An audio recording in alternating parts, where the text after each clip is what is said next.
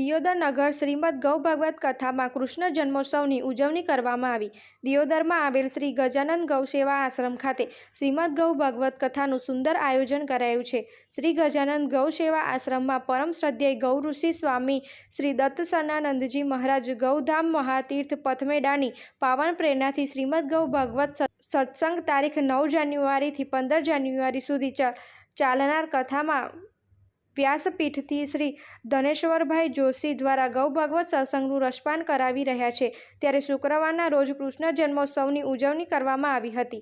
કથા મંડપમાં નંદઘેર આનંદ ભયો જય કનૈયા લાલકીના નાદથી ગુંજી ઉઠ્યો હતો।